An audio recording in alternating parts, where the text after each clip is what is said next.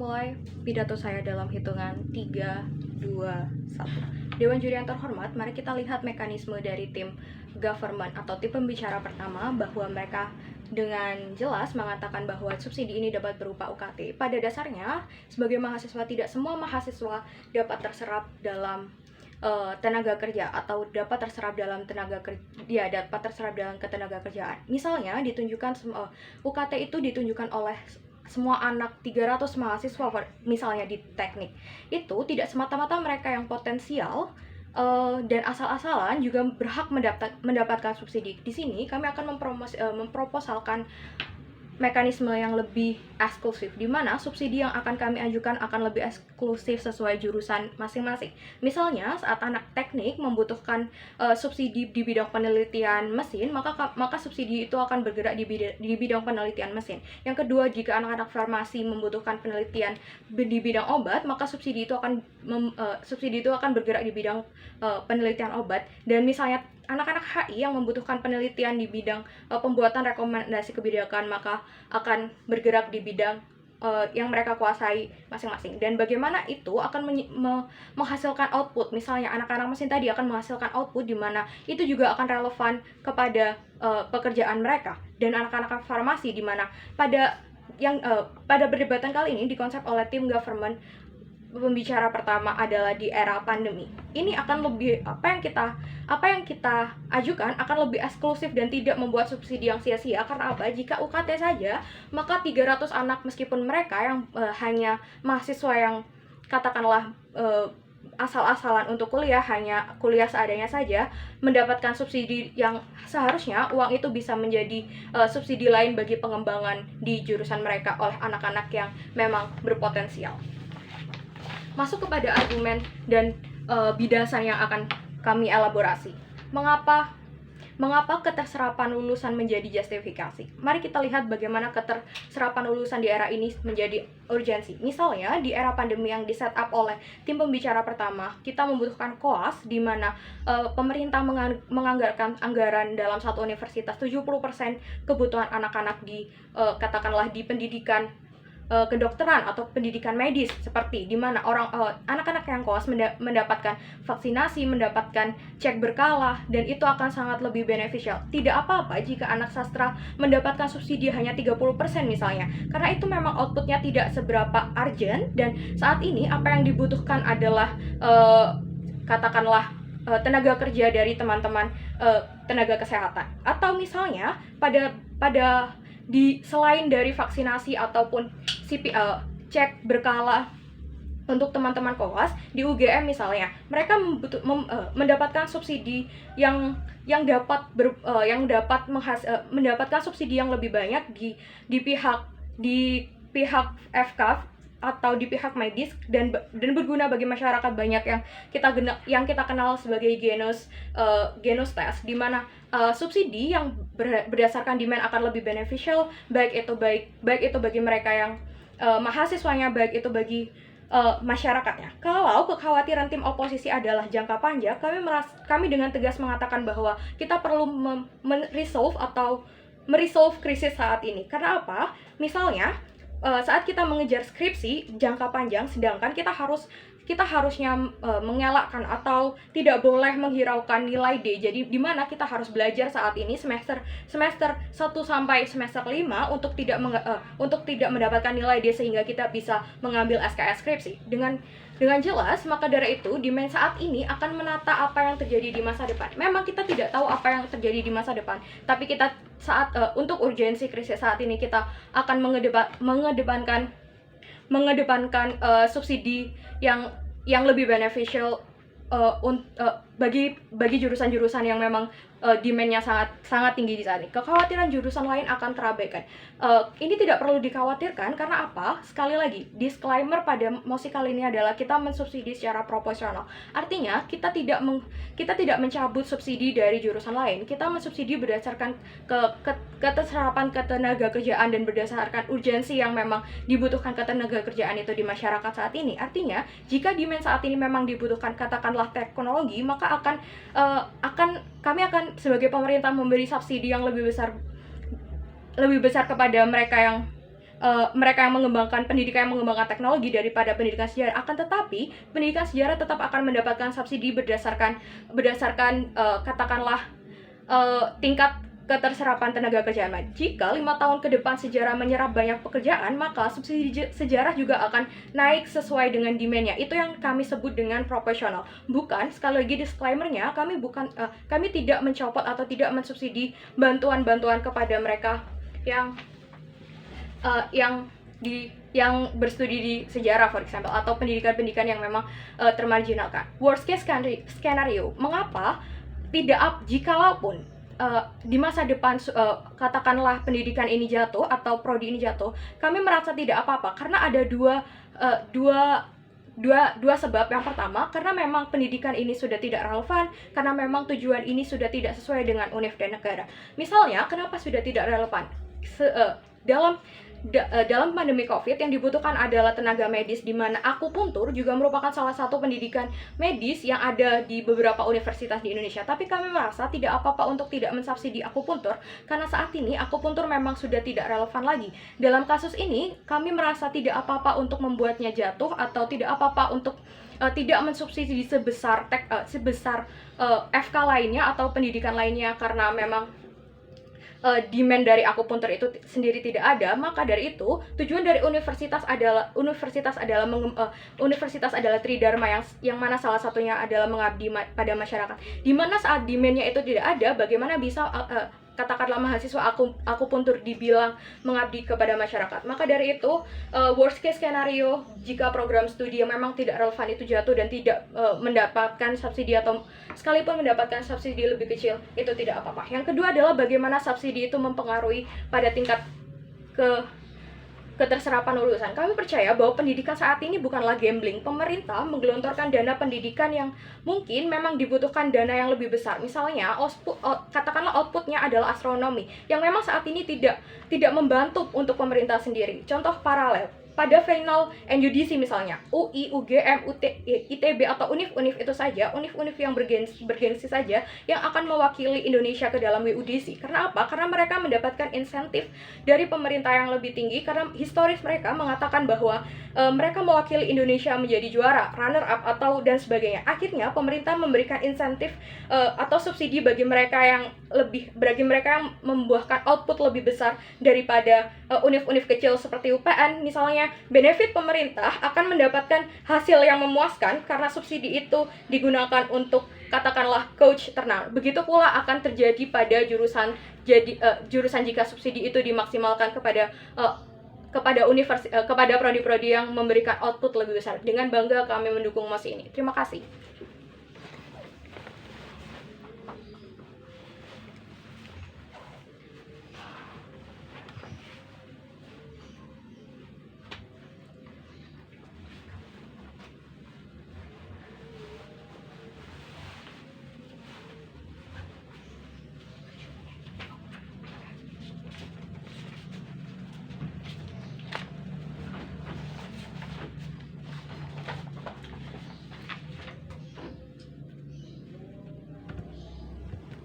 Saya akan memulai speech saya dalam hitungan 3, 2, 1. Panels, di dalam mosi ini kami percaya bahwa OG dan OO tidak bisa berada di atas kami. Kenapa? OG tidak bisa berada di atas kami karena proposal yang mereka bawakan itu membawa kebingungan.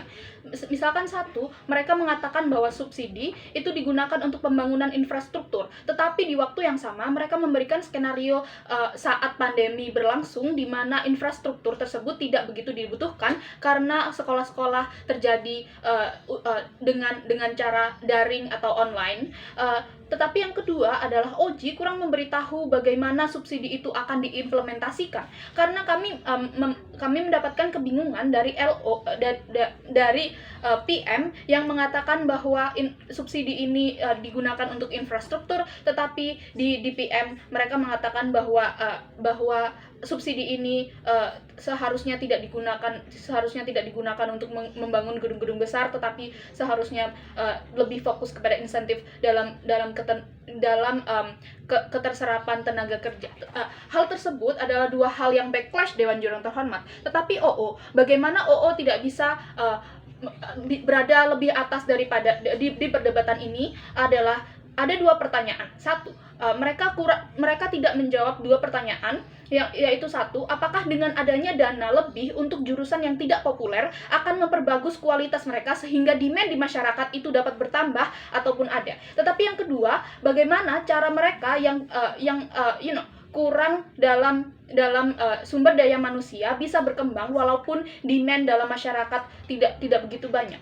Karena kami percaya bahwa ketika kita ingin mengembangkan suatu inovasi atau ingin mengembangkan suatu jurusan, kita harus mendapatkan demand yang banyak dulu di masyarakat.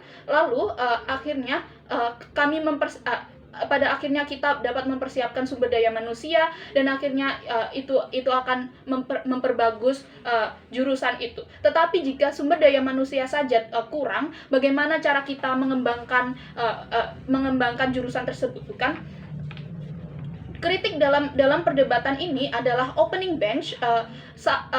Kami rasa opening bench salah dalam mendefinisikan MOSI, di mana kami percaya bahwa di MOSI ini seharusnya kami akan mensubsidi secara proporsional, bukan berarti kita akan meninggalkan jurusan-jurusan yang tidak populer, bukan berarti kita tidak memberikan subsidi kepada jurusan-jurusan yang tidak populer, karena kami percaya bahwa jurusan-jurusan yang tidak populer ini itu tetap diberikan subsidi, tetapi disesuaikan dengan bagaimana jurusan tersebut berjalan. Ketakutan itu tidak akan pernah terjadi karena kami percaya akan tetap ada subsidi, tetapi hanya saja tidak semua sama. Kami berangkat dari prinsip justice and fair, di mana justice adalah yang berarti semua merata, tetapi fair adalah bagaimana keadilan itu disesuaikan. Contoh paralelnya adalah bagaimana misalkan saya memberikan uang saku kepada anak SMA 50.000 karena mereka memiliki kebutuhan yang lebih banyak, mereka harus ngeprint misalkan, atau mereka harus mengerjakan tugas-tugas yang bahkan membutuhkan uang yang lebih banyak. Tetapi itu adil untuk anak SD jika diberikan uang saku 10.000.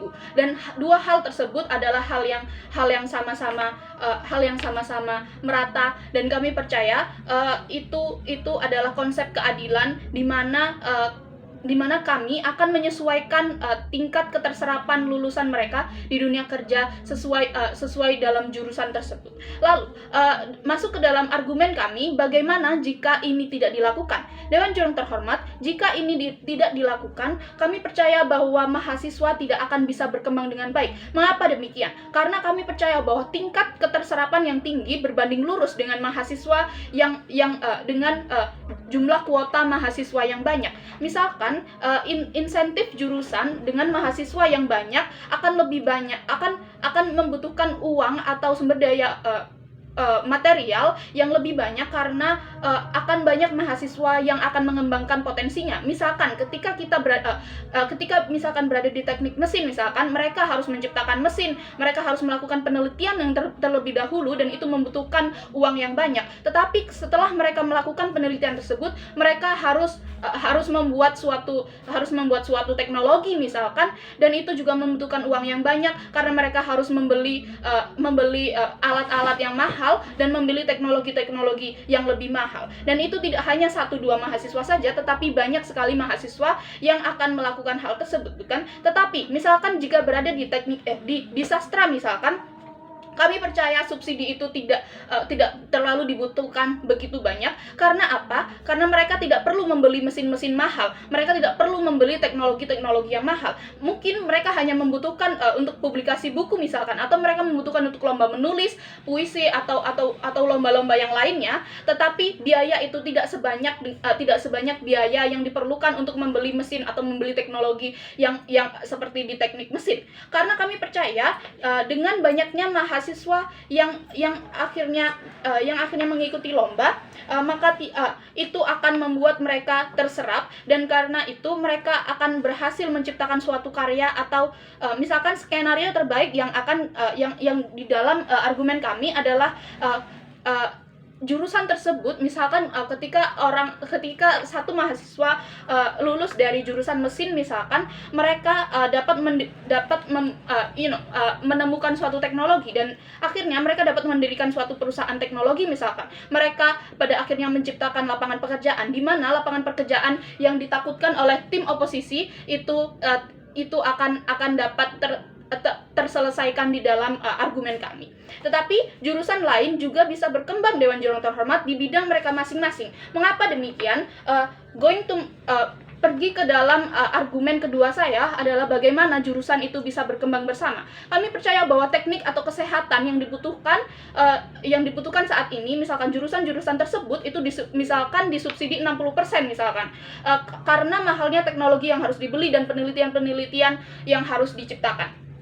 Tetapi misalkan jurusan HI hanya perlu 30% insentif atau subsidi, dan itu tidak apa karena mahasiswa HI hanya misalkan melakukan praktek MUN atau mengikuti lomba MUN yang tidak begitu mahal, tidak semahal penelitian, dan akhirnya mereka mendapat insentif 30%, dan itu adalah hal yang adil.